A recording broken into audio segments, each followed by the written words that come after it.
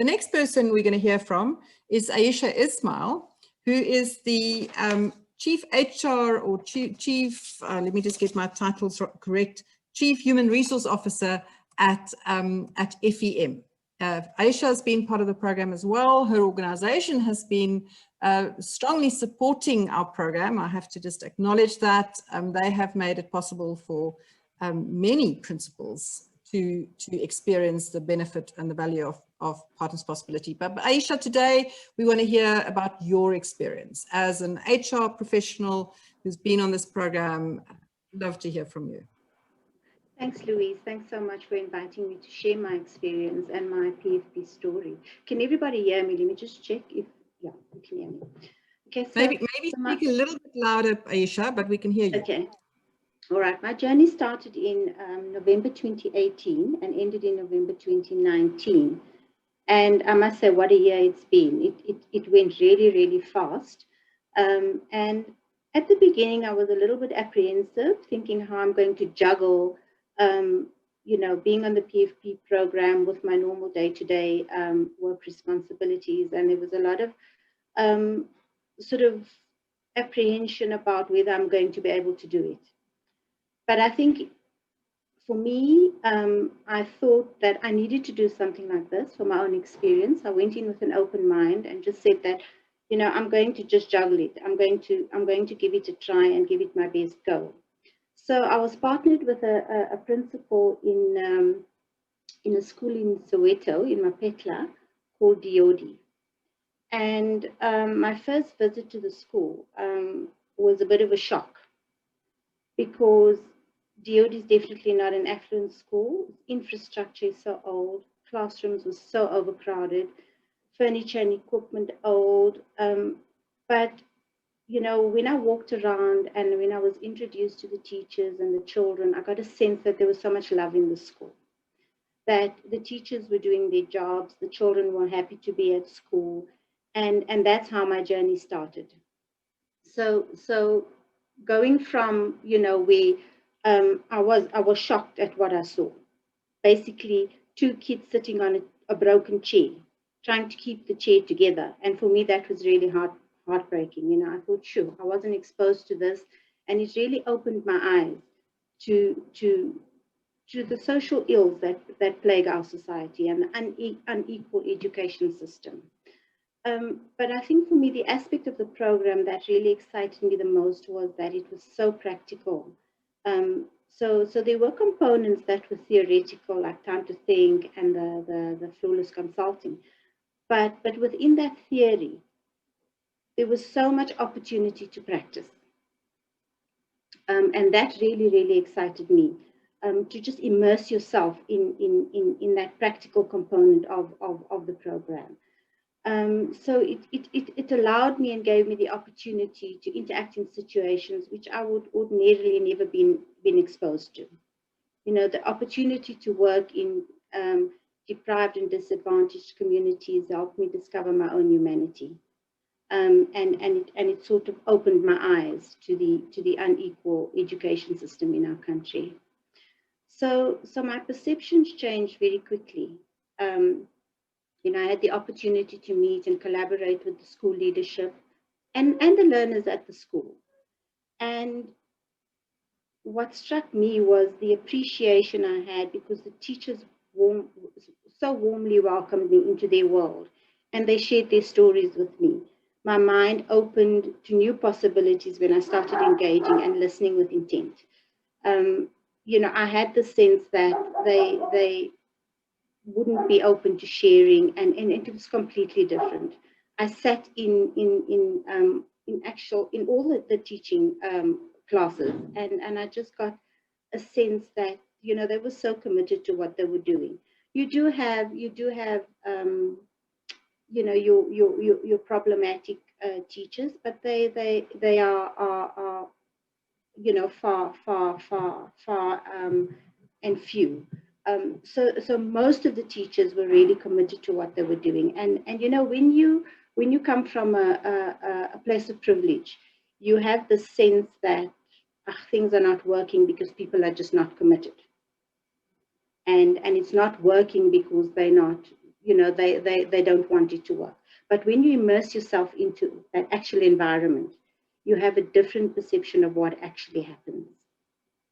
So there were a few issues that needed to be dealt with, and having an HR background, I was able to sort of give my perspective on things when my principal was experiencing problems with tardiness and, you know, time and attendance and things like that, which we quickly rectified. Yeah, so I had to go in with an open mind, and I said to myself that I needed to learn as much from this program as my principal. You know, we were equal partners in this, and I think Time to Think and Flawless Consulting helped us to step out of that comfort zone and to learn completely different things. So I was very inquisitive, wanting to know so much about the school. I would go there and just bombard my partner with questions about things that I wanted to know about. And it was difficult at first because, you know, I was inquisitive. He wasn't quite sure whether he could share everything with me.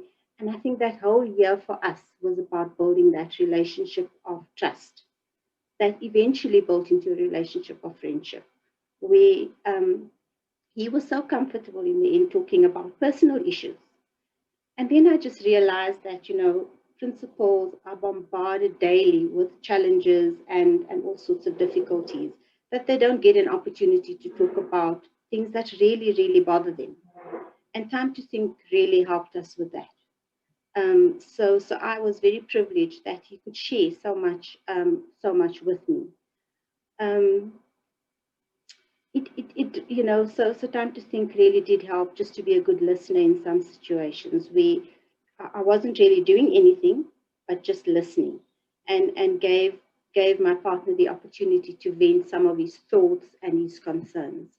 And I think for me that really is what built that friendship and that trust relationship. And it, like I said, it wasn't easy to do that. It was difficult at first because, you know, I was coming from a different environment. I came from a business environment. And I think that my partner thought that, you know, I was coming to sort of just check what's going wrong in the school. And you know, he soon realized that wasn't the case. And every time I went to the school, I was very warmly welcomed. Even, you know, the fact that the teachers welcomed me to sit in on their classes meant so much for me, because when I speak to principals, that's not something that easily happens in a school. In fact, some principals are not allowed to sit in on in the classes that teachers are giving. They're just not allowed to do that. So I did feel privileged to be able to do that. And for me, the Time to Think taught me to listen at a deeper level, where it felt almost like the other person is really hearing you, you know. The components of paying attention, of being equal partners, of practicing appreciation, providing encouragement, talking about your feelings, and really giving attention to each other. There were many times in the program where we, as partners, felt that we weren't moving fast enough compared to other partners within the circle. But in retrospect, you know, when I look back, I believe that it was important for us to go slow in the beginning so that we could close out successfully on some of the important focus areas that were identified. So you know, I was very pleased that when we got to the end of that year, we closed out on everything that was identified as a focus area that the principal wanted to fix. And it wasn't big things. It was little things that needed to be fixed, issues of tardiness, time and attendance, you know, those types of issues that he really, really wanted to fix but didn't know how to. And it was the discussions that we had that really helped us get to that stage. So I think if you ever feel like you're going too slow, I think that's okay. Because for me, it really helped us close out on a lot of the important things that were identified. And, you know, coming in as a business leader, I often had the impulse to impose solutions. And I had to constantly check myself and hold back. because it wasn't my problem. You know, I sort of went in thinking that, oh, it's easy to fix this. But I wanted my partner to feel like he had thought of the solution. And in our thinking partnership, that did happen. You know, our discussions were very meaningful. It engendered positivity, confidence in decision making, and then also just implementing those small steps towards achieving the goals that needed to be achieved in that period that we were partners. I think community building for me was so important, because there were things that happened at the school. There were sessions, like one example was a session that the Teddy Bear Clinic ran on Know Your Child. And we extended that to the broader community outside the school. And we had just so much, I mean, it was just so well attended. People from outside the school, the broader community attending. And there were many other examples like that that I can share, but just time just doesn't permit, you know, to do that. But we found that this approach of sharing in abundance really, really benefited the school and the broader community in so many ways. So that really, really was something that worked well for us. If I look at how the PFP program changed me as a leader, firstly, I think the practical, the theoretical things that I learned and the practical things on Time to Think and Flawless Consulting helped me to rethink my own leadership. So I had to take a step back. I had to think of doing things differently to the way I was doing it, sort of reinventing myself. I had to give more of myself and demonstrate how I show up, so that, you know, my team members can too improve the way that they show up. And now we deal with matters very differently. So we have real-time discussions about what's not working, how we can resolve issues, and it works for us. So it allows for real-time engagement, and that really works for building a cohesive team. So for me also, I'm very mindful of my body language, and that I learned over the year, that you know, I have found that it's important not to it's important to be mindful of that, and to be aware of it all the time. I found that it's important not to prescribe actions or solutions, but rather to allow the discussions to yield the most desirable outcome. That for me worked both in my own work environment as well as with my partner. So you know, it's that whole appreciation as well that I've learned, and I've practiced it in my own work environment, in my own team, is to appreciate each team member for what they bring to the team.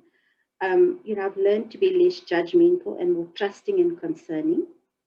My management style has evolved to focus more on coaching, which really helps. You know, if you want people to thrive and you want people to be their best, then you have to be trusting.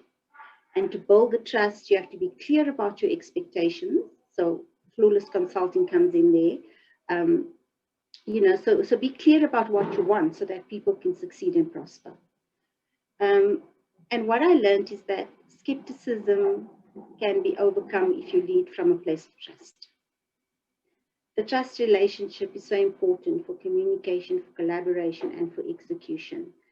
And, you know, I've seen that happen this year, especially leading from a place of trust, because we were faced with unprecedented times due to COVID-19, you know, so we almost had to shift focus on how we do things. And that building that trust relationship for me was really, really important to help me with the whole virtual environment and the work from home environment. So the formal things like Time to Think, Flawless Consulting were very hands-on for me. And this, coupled with the circle discussion, the interaction with the business leaders and the principals, allows for that hands-on perspective of the program, where you are in a circle and you are sharing ideas, and you may not even think about or have thought about something that someone else comes up with.